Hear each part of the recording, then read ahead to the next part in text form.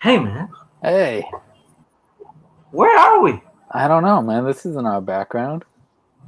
This isn't him, right? No. It's not even called to an interview. Must be something new. Let me check the corner right there.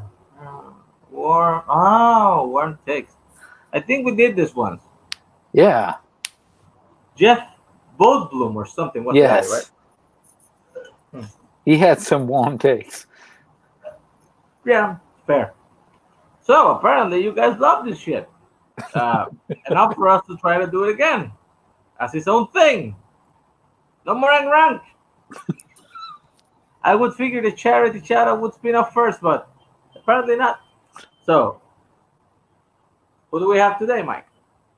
Well, we had a certain guy on for an interview, certain Tom Cruise lover, so I thought he should have some warm takes. The Titan himself. Hello. Hello. Hello, man. Are you excited for this shit or what? Oh, yeah. I'm excited to get some very, very lukewarm takes. Perfect. Anyone can do hot takes. Takes a special kind of crew to do warm takes. Exactly. So, I'm going to take the mic out for a second, put him back on because it looks better if we have our guest in the middle. Yes. So I searched your letterbox, my man. Okay. I found some very, very warm things to show today. So let's get right in. First thing I found. Okay. Batman and Robin. 1 star, but with a heart? It's weird because, okay, Batman and Robin, or as its original title, Ice Puns and Ass, is not a good movie. But in a weird way, I kind of enjoy it because it is just like a kind of more of a 60s Batman feel. It's ridiculous. Like the constant ice puns, like they're so bad that it's so bad that it's funny to me. Because like I love them with everyone's like, and the plants, I'll seek justice, you psycho. Like it's just so much ridiculous that I can't help but laugh at it, and that's maybe I can just like watch, throw back a few drinks and enjoy it. So what do you think, Mike? 1 star with a heart? Fair? I'll call that fair because I agree with him. It is so ridiculous that I haven't rewatched it in years. I was actually planning to pretty recently, and I can agree that it is very ridiculous, but there are some funny moments in there. So, yeah, fair. The Iceman cometh. I like the puns, to be honest, but Yeah. I just cannot deal with the shit like, this is why Superman works alone, or... George Clooney not even trying as Batman. No. I freeze, I'm Batman. The guy goes to Alfred like, hey, I hear you're dying. Cool. The man doesn't stop smiling for a second during the whole movie. It's smiling in that Clooney head nod. I hear you're dying, Alfred. You're gonna die. Alright. Let's get a new butler. Come on. So that one, let's just say that's fair. Yeah. Next one. Attack of the Clones shows its ugly head again. Oh boy. 1.5? But this was your favorite movie. You like bought it. I have turned very hardcore against Attack of the Clones over the years. It is not a good movie. It is quite bad, actually. Between Sam's and Natalie Portman, Hayden Christensen having little to no chemistry. Actually, when I say little, no chemistry. Just so many Yoda fighting, which is ridiculous in and of itself because it completely goes against what everything that character stands for. It's like too many lightsabers, a weak villain. I love Christopher Lee, but I love how he had the scene with the most Jedi fighting, and yet they're all green and blue. It's that's why Samuel Jackson was just like, "Oh, can I get purple? I want to go find myself in the big fight scene." Dude, I mean, it's like, what can I even say about this? Yeah, this movie fair, I guess. Mike, boring. do you like sand? No. And I've always been, okay for the Star Wars movies in general, and this one, goddamn. So I guess mean, 1.5 to me, fair. the fight with Yoda that you mentioned, it's like a weird thing because I remember being in the theater when it started and the guy just drops the stick and grabs the lightsaber. I was like, yeah! And then he starts jumping. I was like, no. Yeah, it's like Yoda who needs a cane to walk can do a bunch of flippy pinball tricks. Also, he finished It's really fighting weird. and then he force calls the cane back. Yeah, it's weird, and Yoda fighting with a lightsaber just inherently goes against what Yoda is. So So no, I guess this is pretty okay then. Pretty Yeah. warm. warm take. That's not fair. Batman versus Superman at 1.5. Ugh. Dude, this movie, to me, all the director's cut is pretty great. No, it's But not. Okay, no, I I'll guess- stop you right. Let me stop you right there. The director's cut, the ultimate cut, is not better. It's just longer and a little more coherent. Other than that, no, this movie's a wash. This is the most disappointing cinematic experience of my entire life. Like, it's bad. Superman is boring. The conflict is completely botched. The setup is botched. The resolution is botched. The villain sucks. Wonder Woman is just shoehorned into this. This is a really bad movie. Mike, why do you love this film? I don't love it per se. I don't think it's fucking terrible for 1.5. I'd say fair would be a 3. It's a fucking movie, Yes. I will take a 3. 3 is way. Multiply it by 1.25. 3 is way too. 3 basically me saying like at least like a little more than half of this movie is good, and it's just not.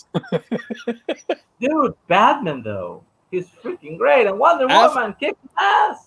Affleck is awesome. Like he is the best Batman with the worst run of films. Like between this Suicide Squad and Justice League, terrible run. He was in He's Suicide good. Squad, so I guess we cannot defend that. Yeah, no, bad movie. Okay, after that we got Hook at 1.5. Dude, What do you have at 1.5 right now? Are you fucking kidding me? Are you out of your fucking mind right now? I thought this was warm takes, not hot takes. But wait! I need to do this for a bit. Oh my god! Like I get not liking the movie, but 1.5. What the fuck is happening? It's quite bad. My co-host, man. It's too long. It's creepy. Too long. Are you crazy? It's way too long. That movie's like 2.5 hours. It doesn't need to be that long. I mean, I am a Peter Pan guy, and I actually love most things, not Pan, but most things related to Peter Pan. I like this movie for its nostalgic value. I can see why people have some issues with it, but 1.5 is pretty, man. I don't get it, man. Honestly, then you're being too hard with a sweet ass movie. I give credit to the set design. Like I think it's designed really well. The sets are really and Dustin cool. Hoffman is the best Hook ever made. He's fine. Jason Isaacs is better than Dustin Hoffman, but okay. I also like Rufio a lot. I think he's really cool. But yeah, see, there you go. I fucking think sweet just for Rufio himself. I think his story is like really bad. It's also like tonally incredibly confused. So you're gonna give it half an extra star for Rufio. Fair. I didn't say that. Next one, The Mummy with your favorite actor At at 1.5. Yeah. I like it. I like that you have it at 1.5. So I have nothing to say here. This movie's bad. This is maybe his worst movie of all time, which sucks because I do think the things that work about The Mummy are because of Tom Cruise. Like that whole plane sequence is awesome. Yeah, and that's all Cruise. But yeah, like the plot is confused. It's trying to set up the next 5 movies while making one good one. Yeah. It falls into every trap you could do in trying to set up a cinematic universe, which is ironic because it's done by the same people who just failed at this a few years earlier with Amazing Spider-Man 2. I'm not sure if I agree with the worst movie. This man Definitely did up make there. Cocktail. Cocktail's bad, but I still think this is worse. Okay. Fair. The plane scene is actually pretty good. Yeah. Yeah. So then, after the Mummy, we have Episode 1, Phantom Menace at 2 stars. This is universally considered the worst prequel, man, and you have it above Attack of the Clones. Yeah, I do like this more than Attack of the Clones. Like the Darth Maul fight alone is better than the entirety of Attack of the Clones. Like Honestly, that sequence. This is the best prequel to my personal taste. I really don't like Revenge of the Sith, I but don't like it either, and you might have it later. We can talk about it, but yeah, I don't like the movie either. But this, yeah, Phantom Menace, sure, bad. The characters are boring. It's confused. The Coruscant sequence drags on for way too long. Cat Palpatine, Chancellors and trade routes. Give me power. The pod race sequence is pretty cool. Darth Maul fight's great. I think Darth Maul is a really cool design villain. It sucks that they killed him off so early, but I'm glad they redeemed him in Clone Wars. Let's see. Yeah, it's nice to see Liam Neeson in a Star War, and that's basically it. I mean, like, yeah, it gets a lot of credit for looking cool, but yeah, everything else is just pretty bland and boring. so Mike, why did you love Yippee? I love Yippee. And yeah, this is fair. This is completely fair. Now this is pod racing.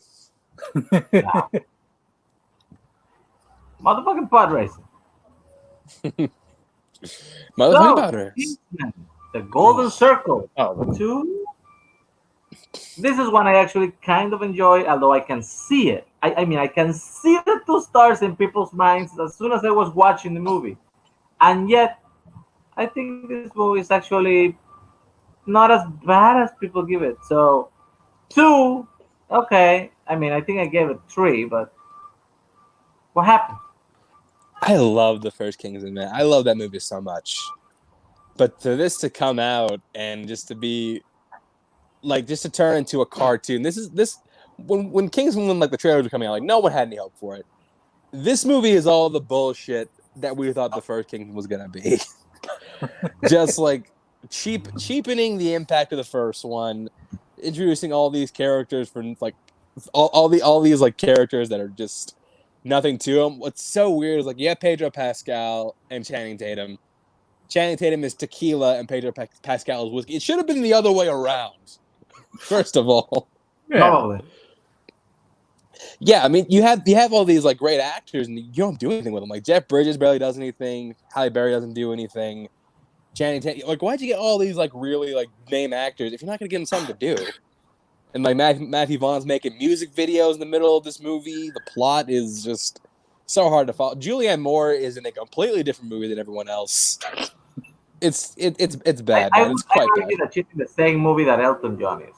Yes, Elton John and Julianne Moore are in the same movie. Elton John is, look, I love Elton John as saying he's not good in this movie, and it's not his fault. He's not directed to do anything good. Mike, I agree with Nazaria here, where they have some enjoyable parts here, but yeah, by any means, I completely get 2 stars, and I don't love it at all. So yeah, I see the 2 stars. some people would argue that this movie was so bad that the next one is a prequel with a different actor, but I don't agree with those people. Okay. So, Regardless, the next one is a prequel with a different actor, and it looks awesome. I can't wait to see it. Indiana Jones and the Kingdom of the Crystal Skull, a Spielberg movie. Okay, looking at this, it means I'm probably gonna like re-rate Hook in the future. Yes, you're goddamn right you are.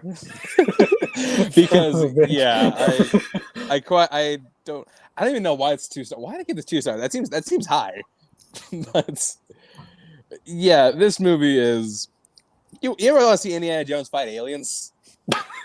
I know that's what I wanted to see in my Indiana Jones movies. Hell, even Spielberg did not want to see aliens fighting. Spielberg didn't want to see Indiana Jones fight aliens. He didn't even fucking want to see it. No.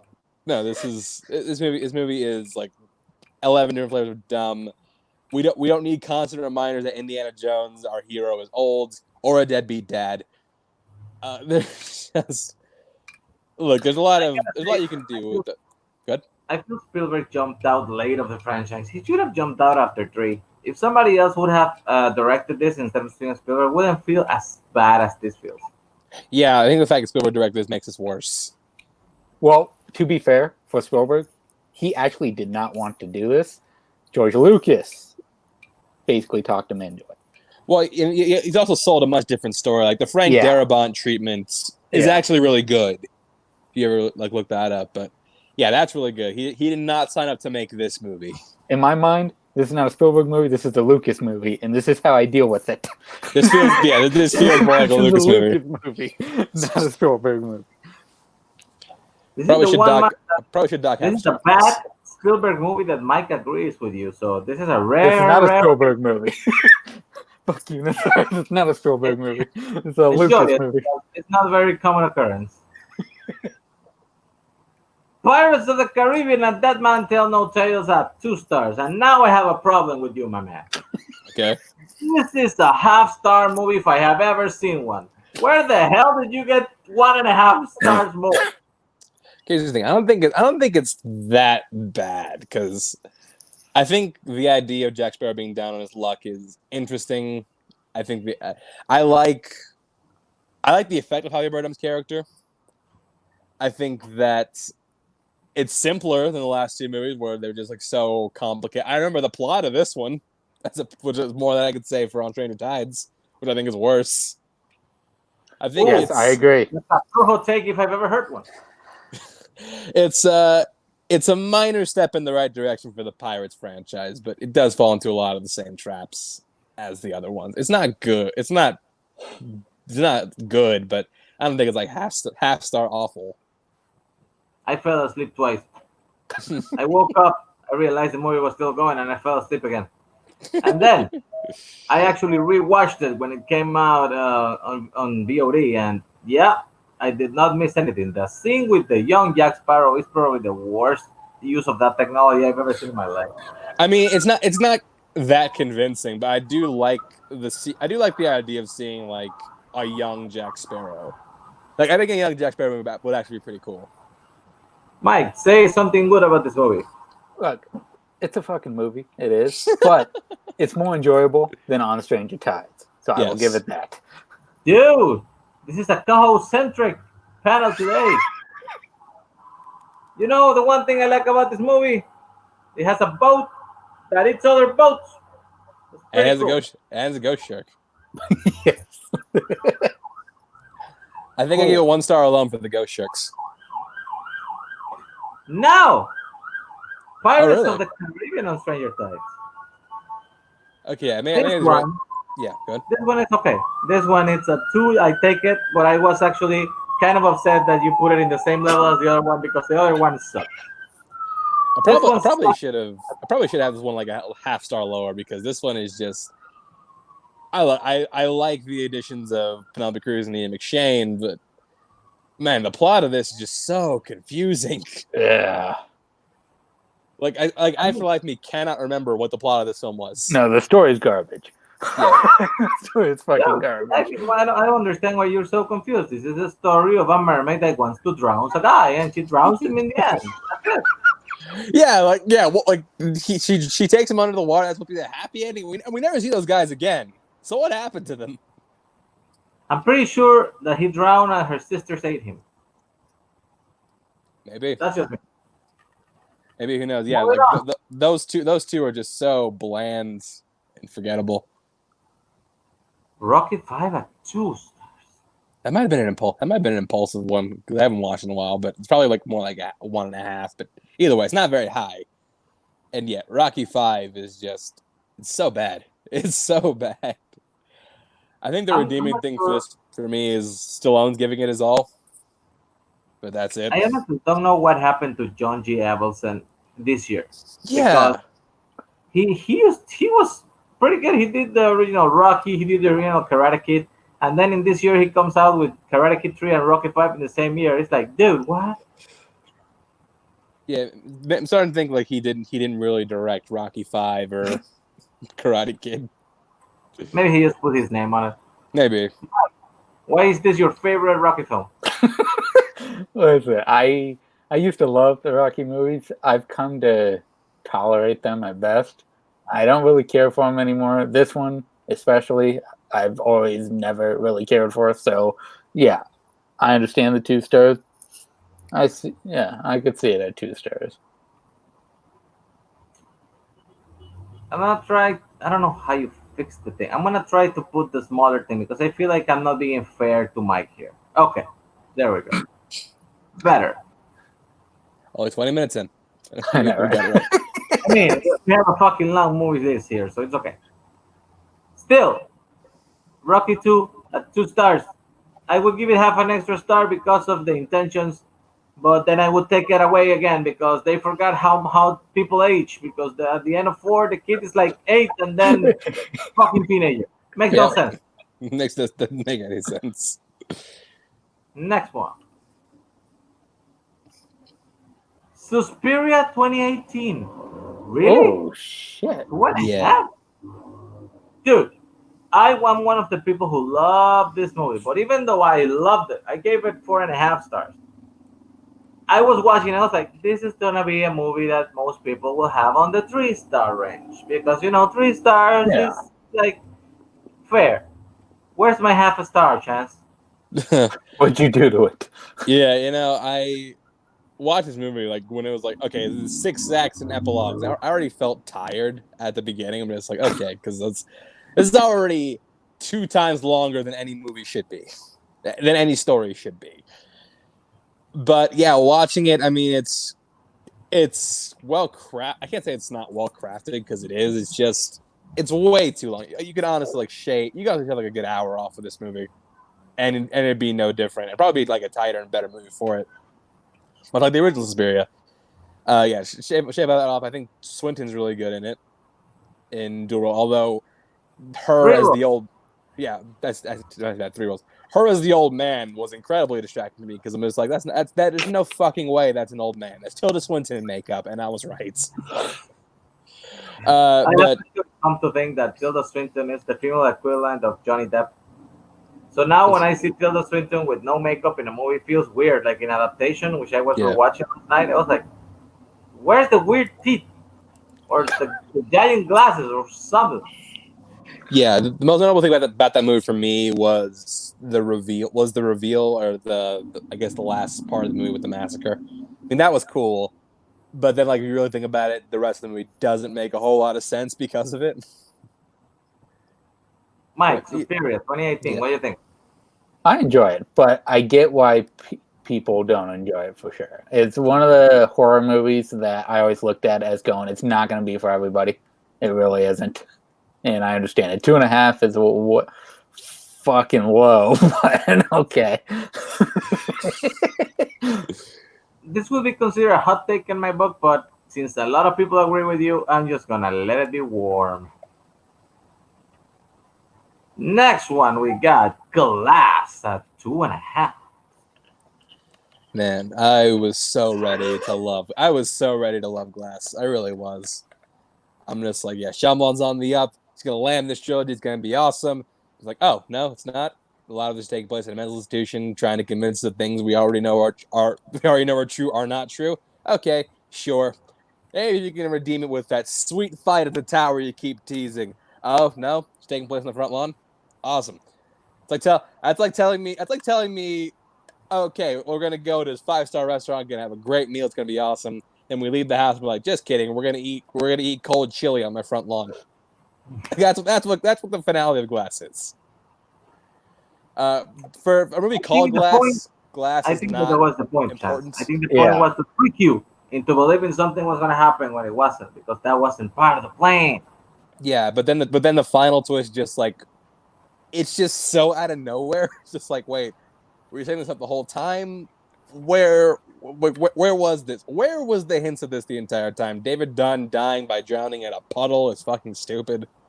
Yeah, that's why I want to see the hero I love so much from Unbreakable. Dude, die in a puddle. That's awesome. Fantastic. I mean, he was so debilitated by water that a fucking puddle killed him, which is pretty undignified. So I'll give you that one. Mike, what do you think of Glass? I enjoyed it. I didn't absolutely fucking love it like I wanted to, but I did enjoy it. 2.5 is rough. But, I think what he wanted, I think his whole point of this was that it was, towards the end especially, is that everything's grounded in reality in something. A superhero can fucking die from a puddle, even though it is a ridiculous fucking move to make. Can fucking die from it. Yes, totally real. I'm like, I don't have a problem with him dying, but like anything but the world's deepest puddle. It was a pothole, my man. Yeah, a pothole. Like, dumb. Detective Pikachu, the best video game movie ever made, apparently, according to some people. 2.5? That's very generous, considering I don't like Pokemon like at all. But yeah, I'll give it that. You don't like it, so it makes sense why you would have it. And this is probably my favorite Pokemon thing I've ever seen. Just because it has someone talking instead of, Pikachu's usual form of language, but Pika, Pika. yeah. Pika, Pika. Basically, when it comes to Roger Rabbit, but worse. That's basically what this is. Roger Rabbit, but worse. That's what the Twister. Ironically, like with Roger Rabbit, the mystery itself isn't that good. What? Well, it was good that we had Chance on this episode. We can't believe it. And that's it. Thanks, everybody. That has been Warm Takes. Okay. Is that really it? God damn you, Chance. I love Roger Rabbit, but don't bring hot takes into my Warm Take show. Sorry about that. Oh God, the phone fell. Boom. Jurassic World Fallen Kingdom. 2.5. Yeah. This movie is completely fair at 2.5. Yeah. I like your warmness. Let's do it. Yeah, I think that there's some cool dinosaur stuff. There's the closest thing it ever gets to a human emotion is when the brontosaurus is like, "All right, we're ready to go. Let's get on the boat. Hey, where you going? Hey, come back. I'm still here." First of all, Brachiosaurus. Get it right. That's it. Oh, it's a brontosaurus. Then not a Brachiosaurus. Get it fucking right. But other than that, I mean, I like Jurassic World more than most. I think it's pretty fun, but this is just, it's just so many movies squeezed into one. Has the most out of nowhere twist for no reason. It was like, we can clone people. We're gonna do anything with this? Nope. Oh, okay, cool. Well, I don't know what the point of that was, but awesome. Yeah, it's just so much. It's just so much dumb mixed together that.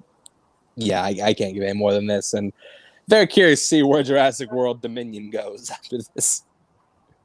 I will actually agree with the fact that if you can clone people, what the hell are you selling dinosaurs for? That's like where the money really is. Like, or also just like we have this dinosaur who will go and kill someone if you point a gun at them and put this laser on them. Okay, if you're gonna go through the trouble of pointing a gun at somebody, why not just shoot them?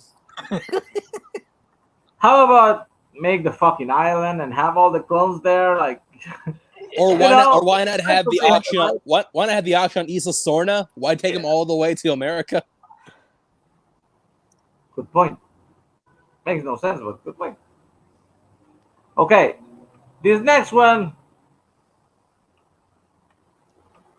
fair. I'm taking it all away. Next one, Step Brothers. People will hate you for this Warm Take. I know. I mean, I kind of get it, because I mean, I had to watch Step Brothers like 4 times before I was like, you know what, it's actually kind of brilliant. Fucking a little wine mixer. That's what I keep hearing. That's what I keep hearing. I hear that the more you watch it, the better it gets. But I've only seen it in full the one time, and the one time I'm just so annoyed by this. It's just John C. Reilly and Will Ferrell acting like babies for 2 hours. Like, where's the comedy? Like, I'm more on the side of the parents in this movie. Fuck these guys and the brother. and the brother. Like I like Derek more than I like these guys. Dude, Catherine Hahn, I think her name is in this movie, as Adam Scott's wife that just wants to fuck John C. Reilly. just wants to fuck John C. Reilly during the whole fucking movie. It's amazing. Yeah, she's funny, and I think like these actors are going for it. But yeah, it's just from my mind, this is the weakest Adam McKay movie. Did he direct Vice? He did direct Vice, and that's the like Not the weakest. Mike, where do you hate Step Brothers? Now, see, look, I'm not a very huge Will Ferrell fan, with the exception of 2 movies that I can actually Land of the Lost. Yes. Elf, because it's so fucking stupid that I just get laughs out of it. And this movie I've grown to enjoy. Other than that, I can't really care for him, but I totally get it 2.5 stars. I totally fucking get it. Cool. People are going to hate you, though. I know. Next one. The Dead Don't Die. Jim Jarmusch. Yeah. What the hell? What? I thought it was going to be great. I love the trailer. I was really excited for it. It's got a great cast, but talk about a movie that just has no idea what it's doing. Because it has no idea what it's trying to say. It's confused whether it's supposed to be like a comedy or like a serious horror film. It introduces plot lines that it just completely abandons, like this whole like maybe romance between Caleb Landry Jones and Selena Gomez that goes nowhere. There's this plot line with three kids who are in juvie that goes nowhere.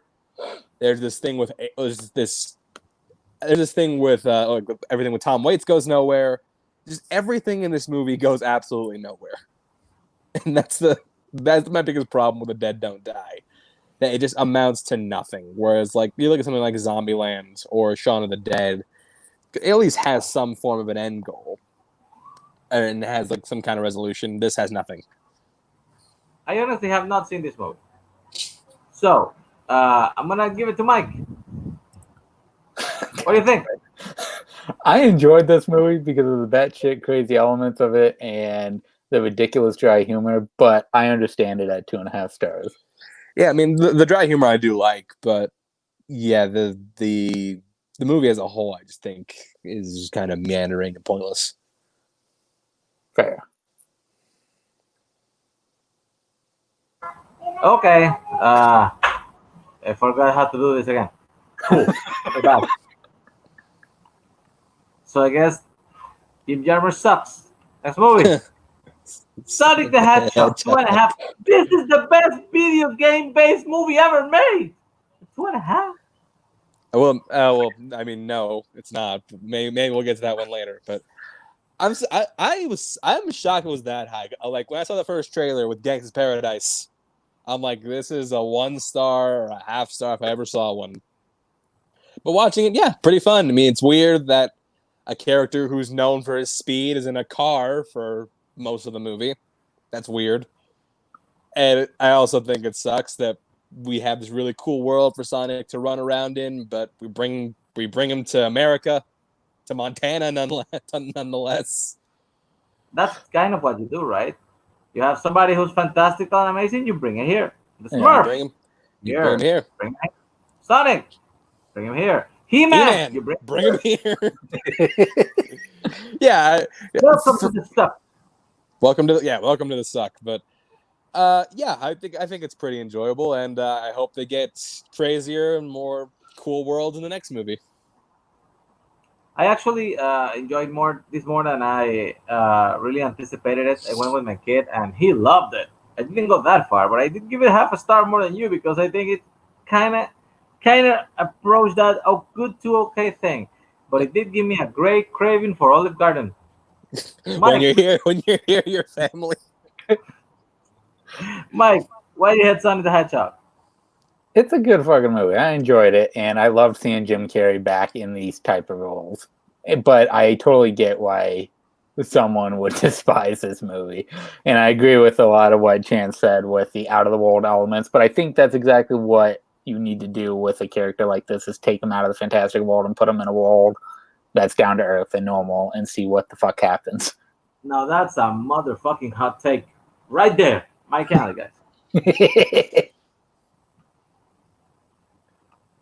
Boom, the Meg. Oh, 2.5. yeah. The lukewarm response. I have a great story about this one. Yeah, I think the Meg suffers from not going all the way. First of all, not once in this film does Jason Statham punch that shark. He has plenty of opportunities to just hit the shark in the face, and he never hits the shark in the face. Yeah, punch the shark. Yeah, I think this movie suffers from not going all the way. Like, it doesn't want to be like this. If it didn't just embrace that like really like cheesy B movie shark eat 'em up movie, it would have been awesome, and I would have loved it. But yeah, it kind of just it makes the mistake of thinking it's a real movie, and that's where it fails. It forgot it was supposed to be a sci-fi TV movie and it got a budget. Yeah, it forgot. Mike. Yeah, it forgot. I went to the premiere of this movie. Did you really? And yes, I did. And the director himself decided to roast the movie and everybody in it in front of everybody. Nice. It was the most amazing thing I've ever seen in my life. Jason Statham, he showed up for maybe 5 minutes before the movie actually started. The moment the movie starts, I look back and he's walking the fuck out. Jason Statham and the director both said that this was not the movie they wanted to make, that they wanted to go hard R, that they wanted to do those fantastic elements, and they just weren't able to. It has some ridiculous moments in it. For a shark movie that eats people, I wish it was a lot more fucking crazy. Yeah, this is a movie about a big ass fucking shark. Like it should be R-rated and crazy and gory, and it didn't do it. I actually kind of agree with everything you said. I just think it was a little bit more fun than I originally expected. Yeah, no, it's definitely more fun than I thought it would be. Yeah. But yeah, so it could have been a lot. The extra half a star, just a bit. But definitely not a big disagreement here. Well, that's why it's called Warm Takes. Pacific Rim Uprising, 2.5 stars. Also fair. I hate this movie. I do not understand why would you make a sequel so long after the original. Don't even bring back the director and just take a funny character from the first one and make him the central point of your twist with something that really didn't make that a lot of sense. Yeah, the whole Charlie Day is evil because you're with a kaiju is weird and out of nowhere. But yeah, now I think people are really kind of hard on this movie. It's not good. It's nowhere near as good as the original, but I will give it credit that it does fix the biggest problem I do have with the original, and that John Boyega is significantly better lead than Charlie Hunnam is in the original. Like, he has some personality, he has some charisma, he's funny. I do like him in the movie. It really doesn't have a lot of monster kaiju fights. Yeah. For a movie where, like, the first one... Good. And the CGI is worse than the first one, which is amazing. Yeah, it looks worse. And if you listen to Guillermo del Toro on making the first one, he really put a lot of work into making sure these kaiju moved accurately. Because, like, they're big and they're slow. These ones, they're, like, super fast and, like, super, like, quick and agile. It's like, okay, this is weird. Maybe it's because it's in the future, so maybe they had some kind of upgrade. But no, the physics still don't work on it. So they kind of threw it to the wind. But yeah, I think when they do actually have the robot monster fights, they're pretty fun. So yeah, 2.5. I like the girl and I like Scrapper. The rest of this movie can shove it. Mike, why is this your favorite movie? The first one I absolutely fucking loved, and I understood you have to set up that world. So the majority of the movie is setting it up, and you get great fucking fights towards the end. And the second one, you expect would expand upon that and actually have better fights. You finally know what these fuckers are, so you can actually go in to have ridiculous fights now and fucking great. And then you get this, and you go, "What the fuck did you do?" Yeah, I do not like this movie one iota. The wrong thing is what you did. Next movie. Boom. Predator. 1.5. He's Shane Black though. What's up? I know it was Shane Black though. I thought it was gonna be awesome. This was legit my number 2 most anticipated of 2018. I was so looking forward to the Predator. And then I saw the Predator, just like, what happened? And I actually read the original script for this movie, and it's way different, and it's way more in tune with what the movie should have been. But yeah, the fact that every character is just so jokey that, and look, I don't mind like 1 or 2, but everyone, no, you can't do that. Someone's got to be the straight man. I do like Trevante Rhodes. He's good in the movie. I love Sterling K. Brown. He's awesome. He's just an asshole who very much enjoys being an asshole. He's great. And the concept of a new, like when you break it down, this movie's about a giant predator who wants to take the spine out of a little boy to use his autism to level up. It's like, okay, come on. That's the plot of this movie, and it's ridiculous and bad. I honestly cannot tell you a single plot point of this movie other than big ass predator wants to kill little predator, and little predator gives predator suits to people. I don't remember characters. I don't remember names. I don't really remember what happened. I think I might have fallen asleep. Also, remember the fact that this predator, he's like, I came here to help humanity while at the same time killing a bunch of people. Yeah, makes no sense. Cool. Mike, Shane Black. Can he do no wrong? Yes, he can. He can do wrong. And the first time I watched this with a buddy of mine, and we just made fun of it in the theater, and it was a good fucking time. And I enjoyed just fucking destroying this movie in the theater, so I had an enjoyable experience. Then I went to go watch it by myself at home, and fuck. This movie, yeah, I love, like, Thomas Jane in it is hilarious. They got some good jokes here and there, but for the most part, damn, so much wasted shit. I have a question. Is this the one with the predator dogs? Yes. So who would win in a fight, the predator dogs or the Hulk dogs? Predator dogs. Yeah, I agree. Cool. Next movie. What we got? Transformers Dark of the Moon at 2.5. I mean, to be honest, other than the first one, which I actually think it's a good movie. I think it's about 3 stars. And Bumblebee doesn't count because that is not even a sequel to Transformers. Even though it wants to be. Of the 4 sequels, this is the one I think is closer to being Yeah. It's a weird thing. I like this movie. I don't know what it is. I think it's I like this movie more than the other. I don't think it's good, but it's a good guilty pleasure. I think that swapping out Megan Fox for Rose Huntington Wheatley is a welcome change because she did not. It's very clear she didn't want to be in the first 2. Yeah. Soundwave gets to be in the movie, and he was my favorite Transformer from the original show, and he is in it, and he's awesome. He has to be a Mercedes. That's sweet. He's not a boombox though. He's not a boombox, but he was never going to be a boombox, so that wouldn't work. Yeah, I do think that the Transformer actions. I had my favorite Transformer action. Leonard Nimoy's in it, and even though it's weird that they're appropriating a lot of Star Trek dialogue, I still welcome it. I'm just like, how are they getting away with using this? They're just like ripping off lines from Star Trek. That's awesome. But yeah, I think that just from a transforming action ass kicking movie, it's pretty fun.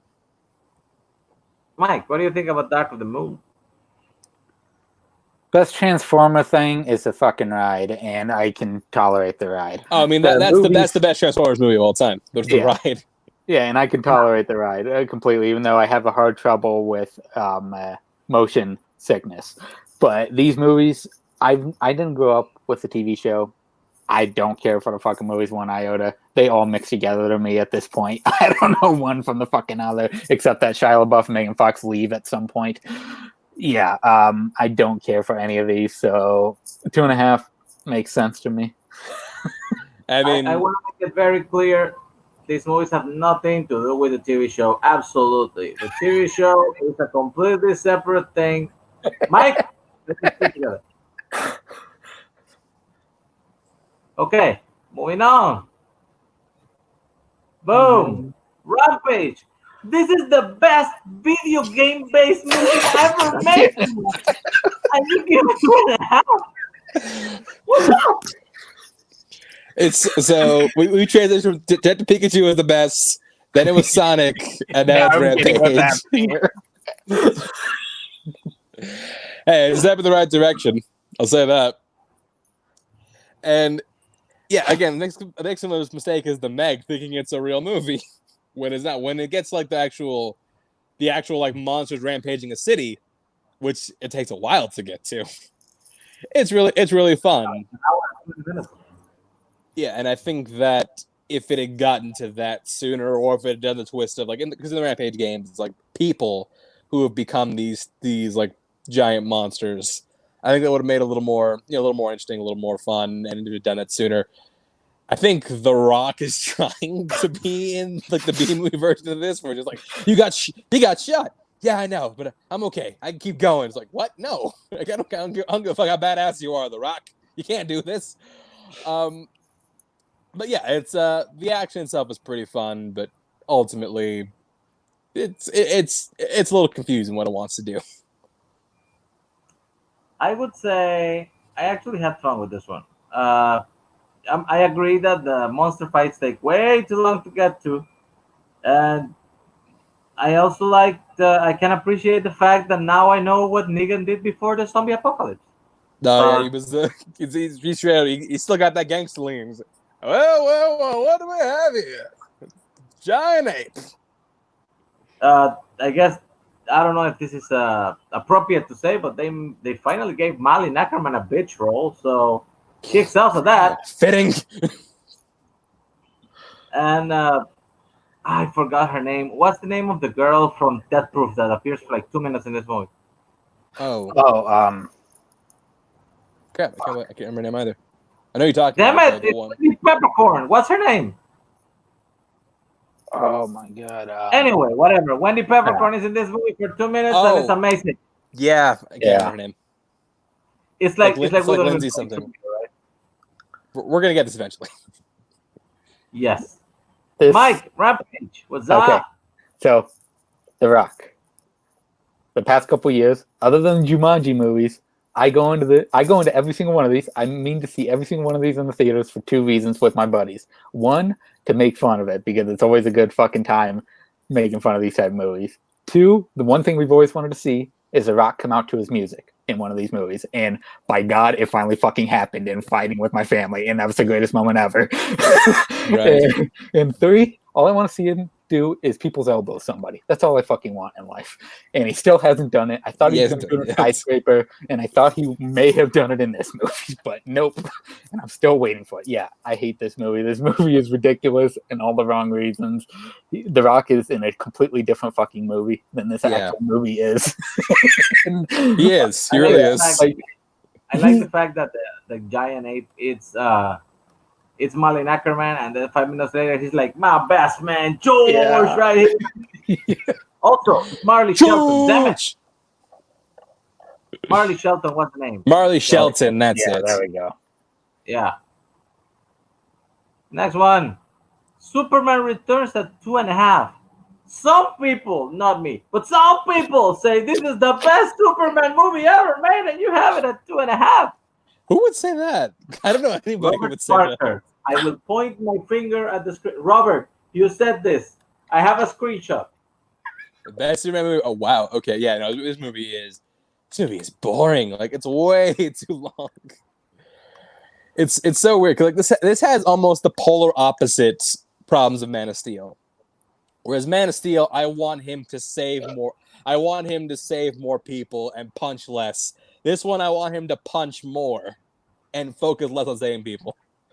I think Ralph is good. I understand what it's going for, although it's really confusing when you think about it, because First of all, they have TVs and computer screens, even though they're supposed to be like 1985. That's one problem.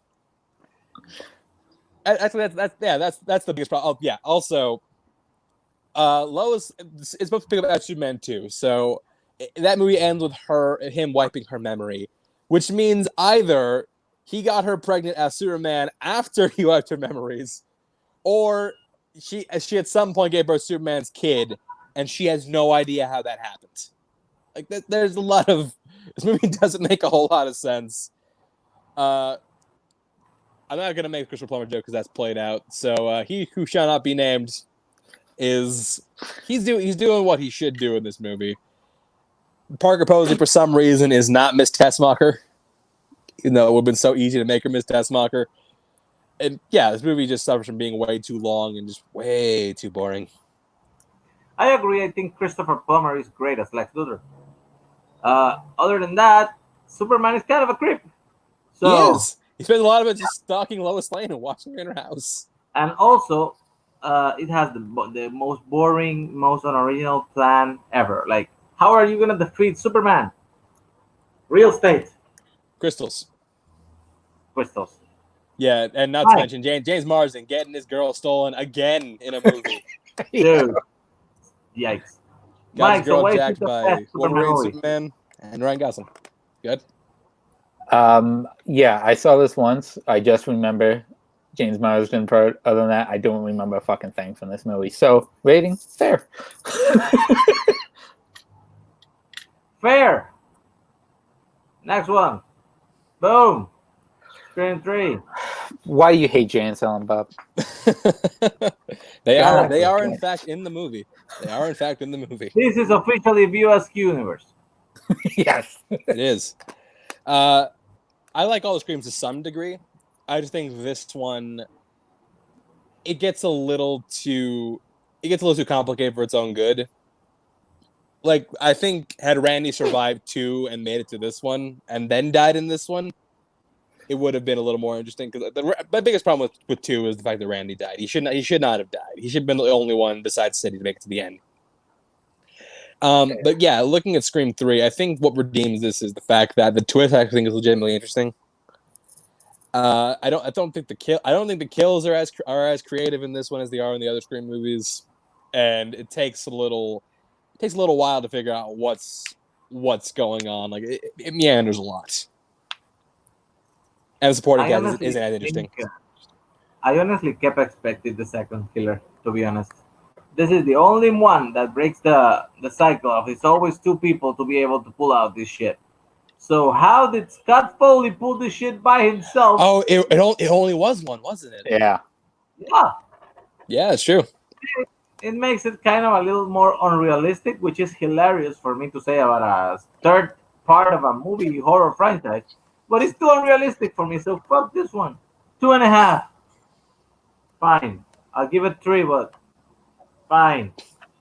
Mike, he just did your favorite Scream movie. What the fuck? This is not my favorite Scream movie. This is actually my least favorite, but I still enjoy the hell out of it. It's ridiculous. Poor Leaf Schreiber. That motherfucker just does not get good shit in this fucking franchise. He does not. He just keeps getting fucked over every time. But yeah, there are some funny moments in this. Some good moments towards the end. I like the twist, and yes, I agree that Randy should have survived in this one. He shouldn't have died in the second one. He should have survived in this one. Kill him off in this one if you must. But kill him off in this one. It's fine. But yeah, don't kill him too. But yeah, I agree. Yeah. But yeah, Jay and Silent Bob hate will not stand in this group. The pre-recorded thing with Randy is pretty cheesy. That kind of takes the idea away from what it is. Boom! Billy Madison, 2.5. Come on! It's generous. That is generous coming from me. Yeah. Stop looking at me, Swan. Yeah, I give it credit for the commitment from the actors, but God, that Adam Sandler's annoying voice. I'd rather rub my balls on a cheese grater than listen to his annoying voice for 2 hours. Like, it's just so bad. Throughout this movie, I don't know why I'm supposed to like Billy Madison. I really don't. it does the thing that like I know a lot of stand-up comedies do, and like every joke is an isolated thing where it's like every scene is just set up for one joke, and once that joke is delivered, move on and never discuss it again. I actually really like this movie. I think this is probably my favorite of the Adam Sandler completely going stupid comedies because of exactly what you said. It's so fucking weird and funny. And it's like I don't even know what to grab onto. Yet I didn't say laugh. funny, but that's Yet I laugh. And you're supposed to like him because Bradley Whitford is even worse. He's a fucking weasel. is he though? He's a goddamn adult. He worked for his shit. He doesn't know about business ethics though. Mike, how about the movie? It's a pretty good fucking movie. I don't love it and I don't hate it. It's just right in the middle for me. I enjoy certain moments for it. Bradley Whitford is fucking incredible in this movie. He's my favorite part of this movie because he knows what movie he's in and he's fucking all for it. Other than that, yeah, it's a pretty decent movie.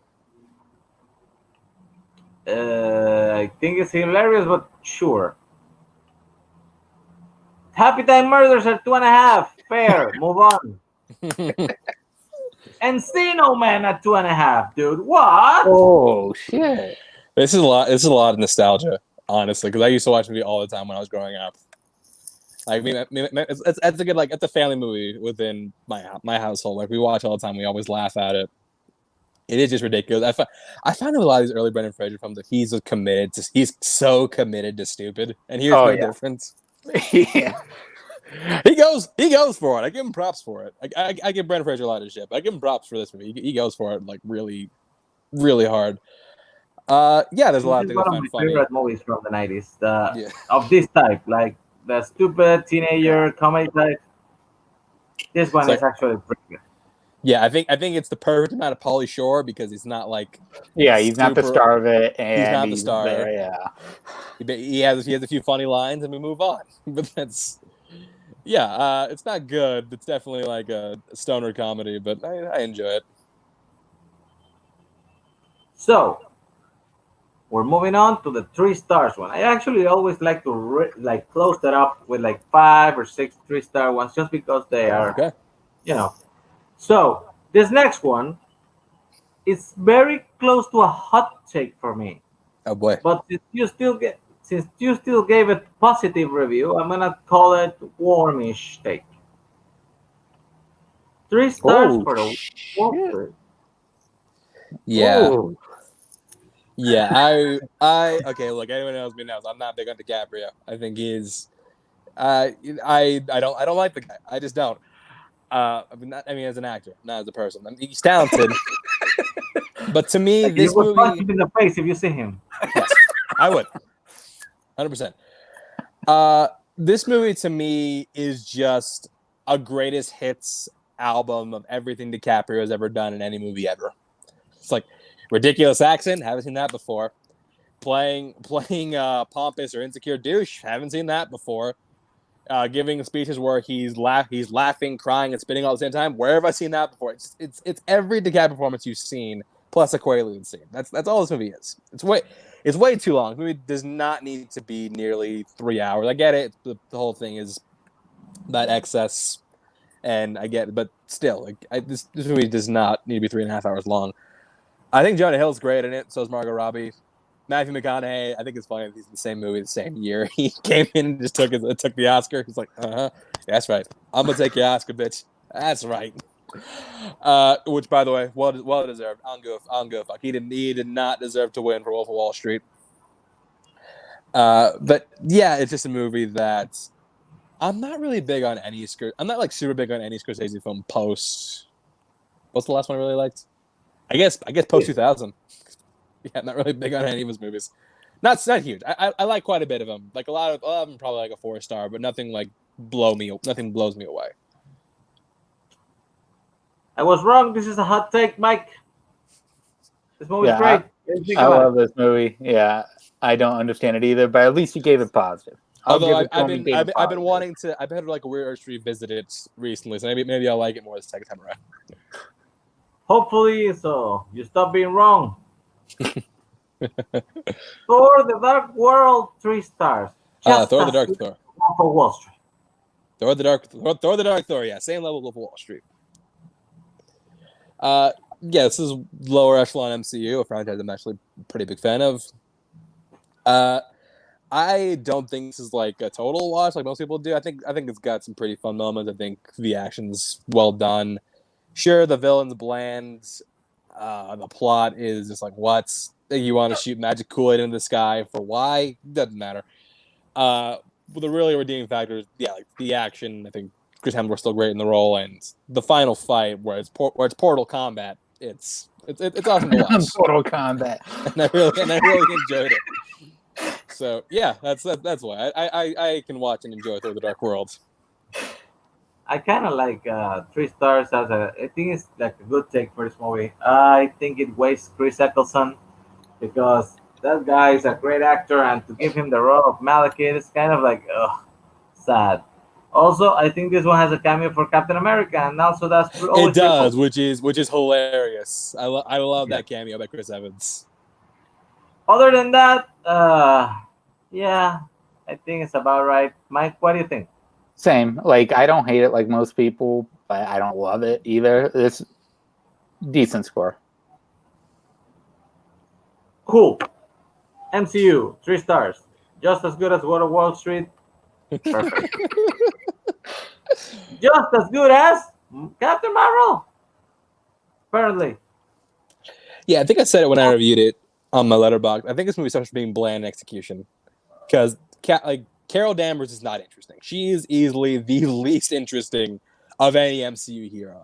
She's has little to no personality. Every time we're just like, stop getting so emotional. You need to keep your emotions in check. Like that's what she's already doing.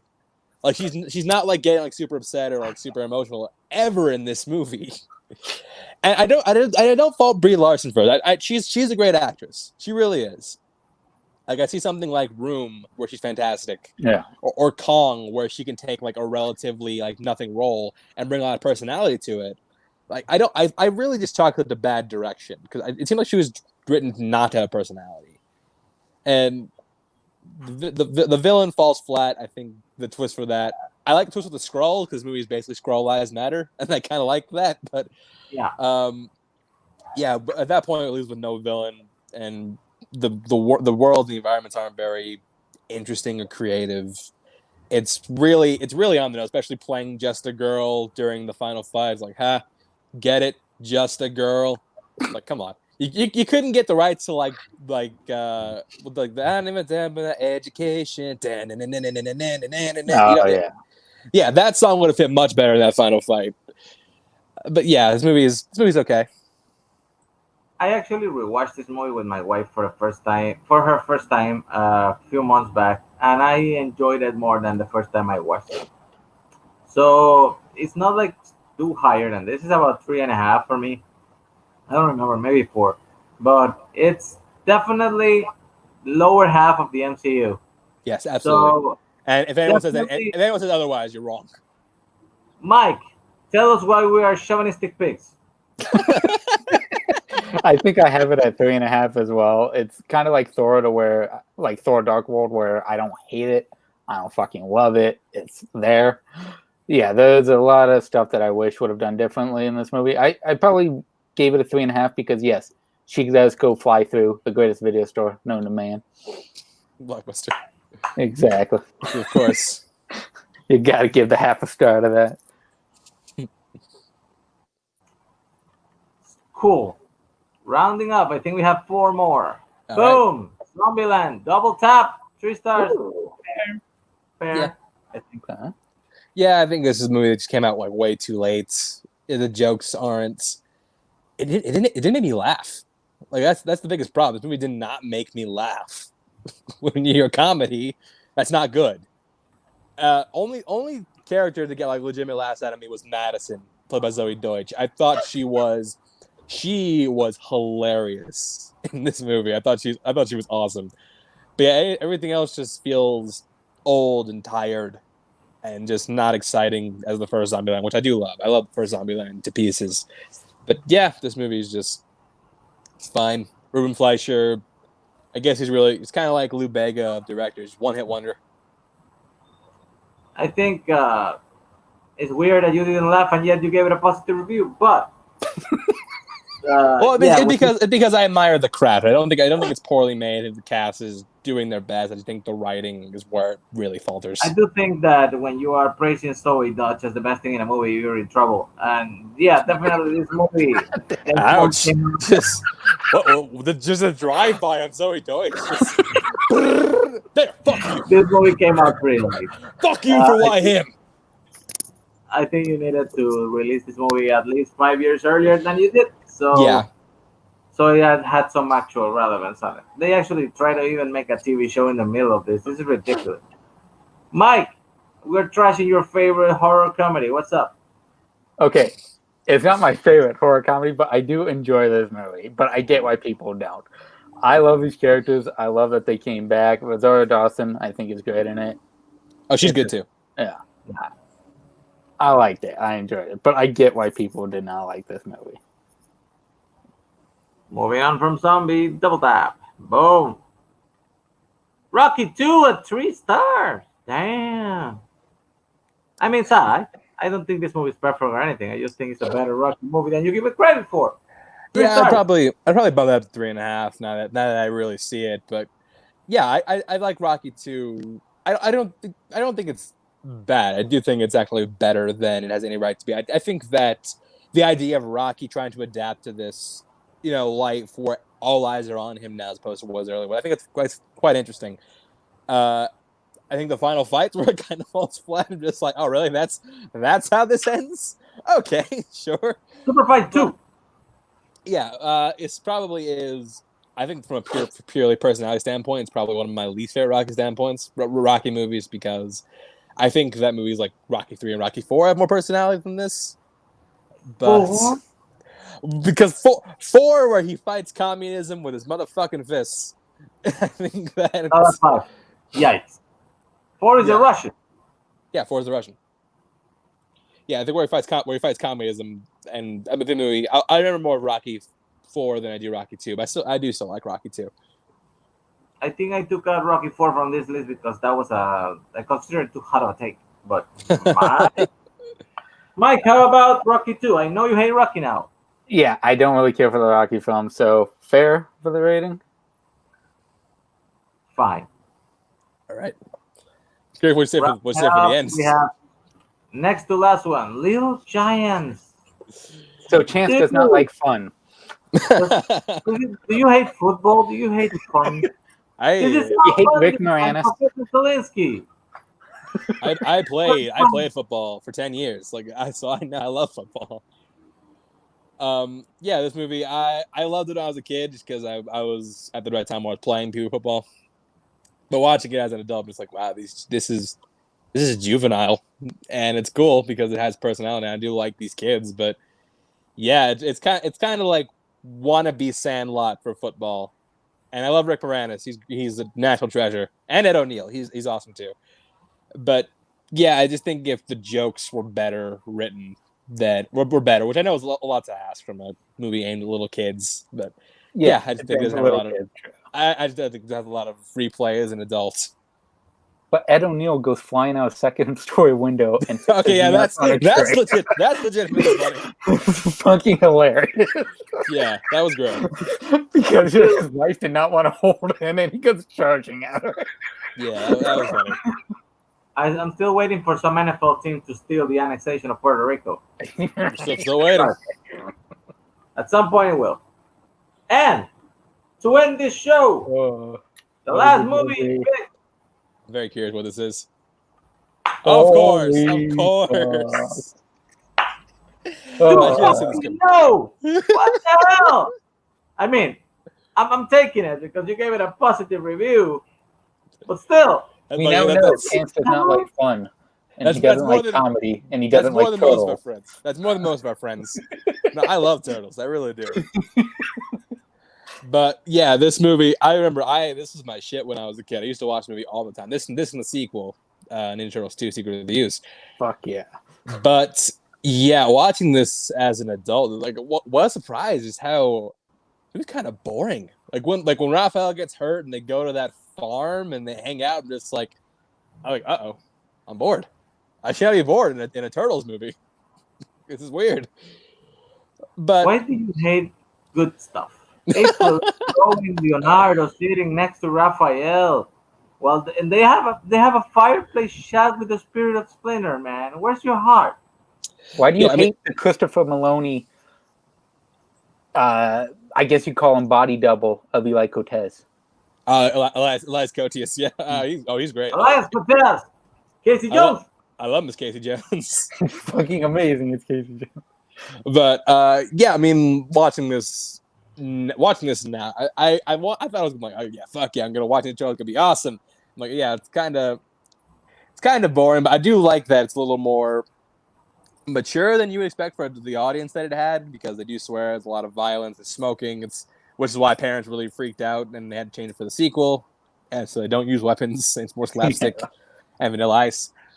But yeah, I mean, I admire the production of this film, because those big ass rubber turtle suits, I think are sweet. It's really impressive that they were able to choreograph fights this impressive with these dudes lugging around these heavy ass suits. Yeah, that look like they're gonna die. It's a national treasure. The faces of those turtles were the way that they would look in real life. I will fight anybody on that. That looks perfect. Oh, these are the best looking live action turtles of all time. The turtles have never looked better in live action. And also, Casey Jones straight up murders the Shredder in the end. Yes, he does. Oops. Yeah, and I like that. I like that it has an edge to it. I do like that, so I give it a little props for that. But yeah, and 3 stars. Too low. But we'll take it. So that's it. We went over an hour, but not as long as we did with What was the name? Boat Blood? Whatever. Yeah. Bloom. So we'll try to keep this for an hour for the next episode, guys, so you don't get bored. But if you actually like to hear us talking shit, then you'll never get bored. Let me change this for a bit. And there we go. So, new show, guys. We hope you liked it. Thanks to the Titan for coming back. Thanks to my co-host, Mike. Yes. Those were some warm takes for all ya. A little hot, a little cold. Just right. Make this one a hit too so we can come back. See you next time.